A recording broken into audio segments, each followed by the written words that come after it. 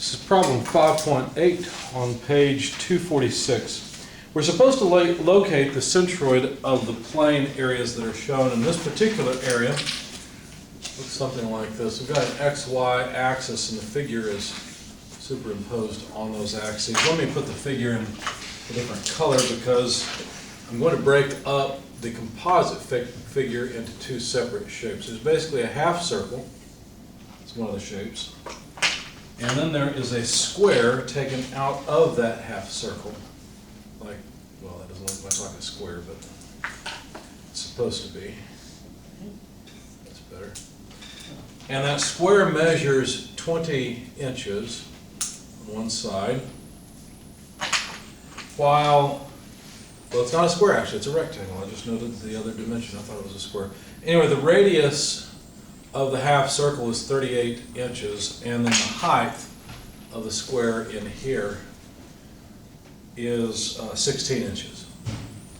Okay, so we're supposed to locate the centroid. The easiest way to find the centroid of shapes like this when it's a composite shape is to break it up into its component shapes. So if we were to locate the centroid of the semicircle, it'd be, you know, somewhere on this y-axis line, right? Where would it be exactly? Well, let's go to the back of the book and look up to see where it would be. Because if you don't have to integrate, you don't, okay? If you don't have to integrate, if you can simply use information in a table that's already given, like at the back of the book, unfortunately there's no page number. For example, y bar is 4r over 3 pi. So basically, the location of the centroid from here is 4/3 r over pi. Did I get that right? Yes, for the half circle. Where is the centroid of the area that's missing the box, or the rectangle? Where is its centroid? At 8 and 10. Yeah, at -10, comma, up at 8, right? So 10, 8, just so I don't forget where they are, okay? Now, could we calculate the area of the semicircle? In other words, the whole semicircle? Yes. Sure. How much would it be equal to? The area. So with the area of the circle, pi r squared, but only half of it. Right. Yep. So that would be pi times 38 inches squared divided by 2. Okay, so there's the area of the half circle. How about the area of the rectangle that's missing? Well, that's a full 20 inches. Let's see, let's do it this way. Area of half circle, area of rectangle, would be 20 inches times 16 inches. Okay? So that's what, 320 square inches? Okay. I don't know pi. I can't calculate that in my head, so we'll leave that one alone for now, okay? Now, where is the centroid of the combined shape? Well, the centroid is not just a centroid in the x direction, but it's also a centroid in the y direction. So we're going to have to consider those two separately. Basically, what I'm looking for, I have a total area that has a centroid at some position x bar. I don't know where that position is.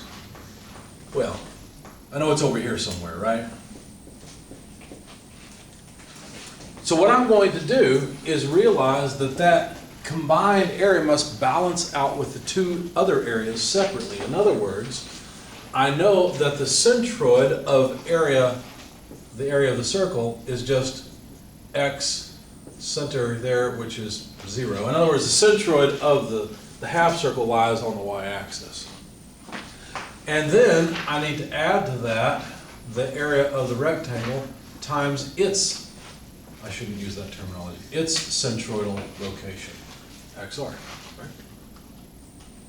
So, if I want x bar, I need to take, notice this is all just 0 now, the area of the rectangle times its centroidal location divided by the total area. That's not too bad. Well, the area of the rectangle is 320, I'm sorry, I keep using that bar.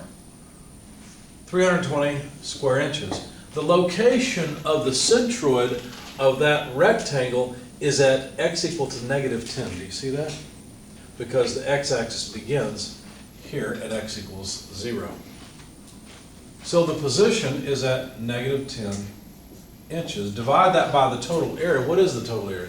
Well, it's the area of the rectangle plus the area of the half circle. Why plus? Why plus? Because oh, you're right. I need to subtract, don't I? That's a negative area, so I've got to take it away.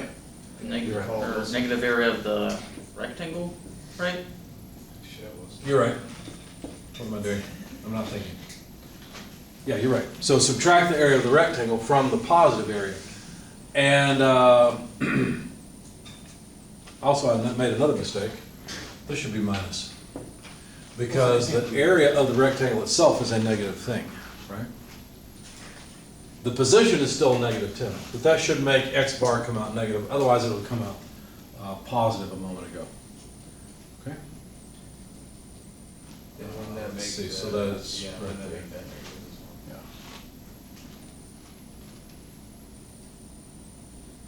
well? So that's going to come out positive. Well, actually, it seems like it's going to come out positive Oh, well, because that's going to be bigger than that. So let me figure out what I'm doing wrong here. Area itself is a negative thing. Oh, no, that's right. I'm thinking of this as a positive area. X bar should end up over here. Look at that, the math saved me. The centroid of the combined shape is going to be way to the right because there's more area over there on the I was right. gonna say. That's I was right. I was like, if you're holding it in that area, wouldn't it just fall? Exactly, down? yeah. See, I didn't say anything. keep thinking of this as a positive area, but it's a negative area. Yeah. Math saved us. Good. So somebody calculate this for me if you would, please. So 3,200 on the top divided by whatever that sum is.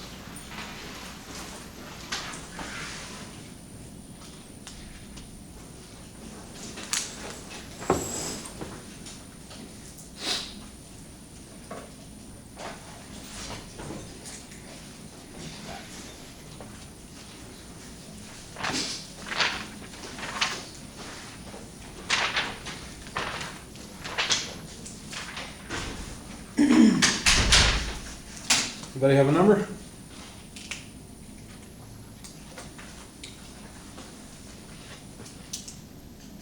yeah.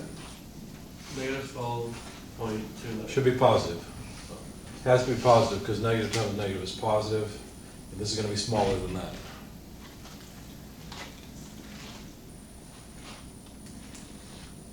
Well, doesn't the top number become positive and then the bottom Yeah. number is negative? Nope, this is Oh, bigger it's than a that. plus, you did. 38 squared, right?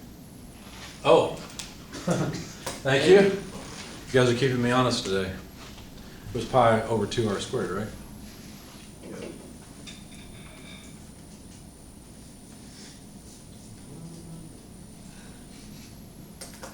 Yeah, we got a number. Then 1.64? How much? 1.64?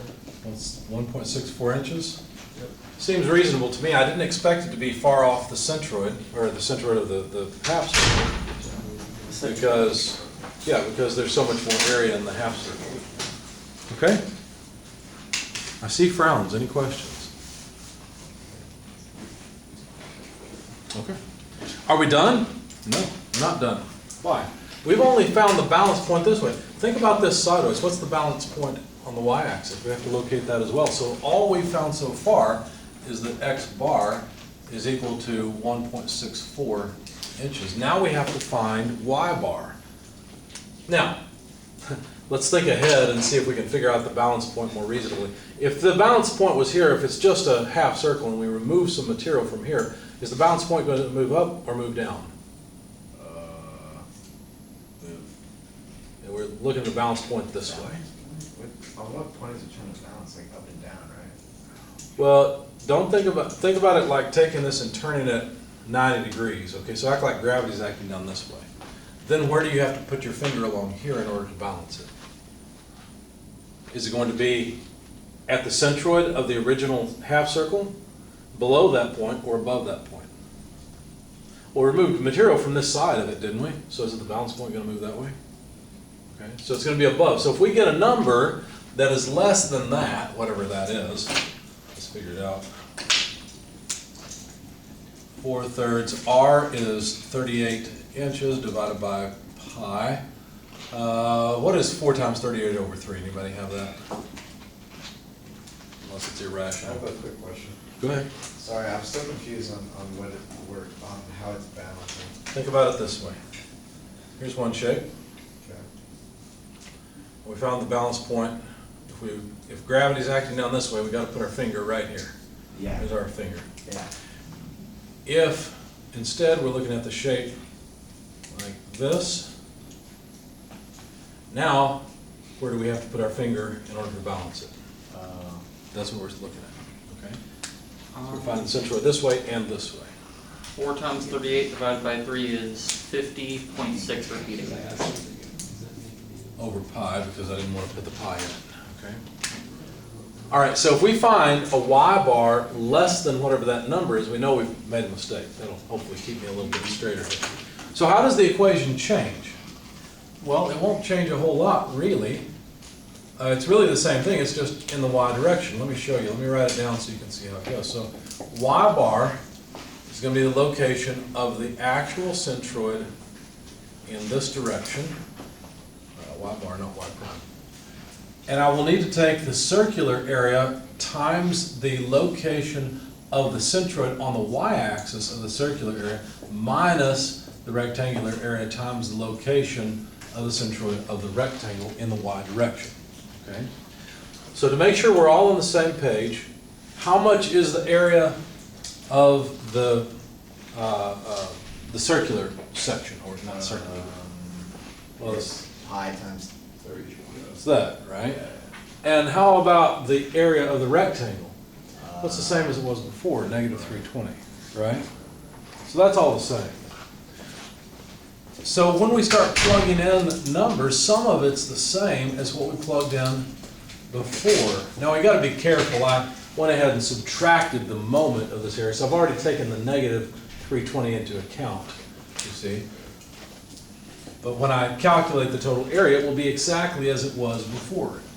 Okay, so let's get rid of some of this and continue with the y direction equation. So y bar is equal to, well, AC, that's the circular area, so that's 50.6 repeating divided by pi. YC is the location of the centroid of the circular area, right? And that location, wait a second, what am I doing? I need the area of the circle, not the location. Let me try again. The area of the circular, or the half circle, was pi times 38 inches, this time I'll not forget the square, divided by 2.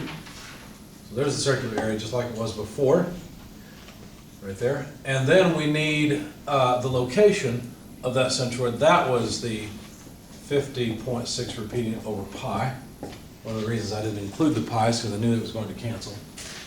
Minus the area of the rectangle, well, that's a negative area, so that's where the minus sign came from, so 320 square inches times the location of the centroid of that rectangle in the vertical direction. So somebody tell me, where is the centroid of this missing area in the vertical direction? It's up at what dimension? 8. At 8, exactly. Of the rectangle? Yeah, centroid of the rectangle, it's just up at 8 inches, isn't it? Because the height of the rectangle is 16 inches. So 8 inches be the location of the centroid, and then divided by the same total area we had before, which was just -320 square inches plus pi over 2 times 38 inches squared. Okay? So this should give us the location of the centroid of that combined area, at least in the y direction this time. So when you get a chance, just tell me what number you get from all of this.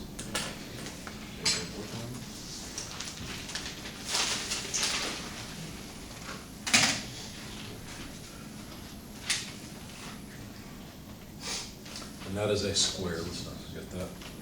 Does it look much like a square? That's better.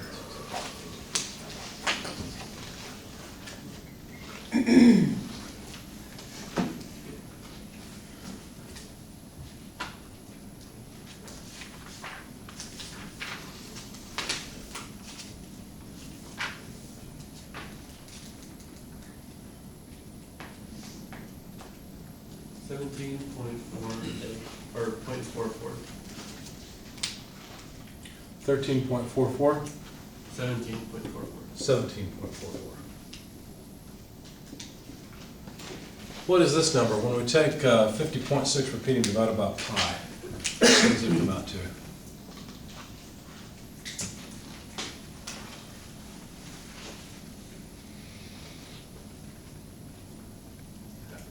$16.10-ish. 1610. So this result is reasonable, right? Because we expected it to be a little bit above the centroid of the circle or the half circle itself. So this is y bar.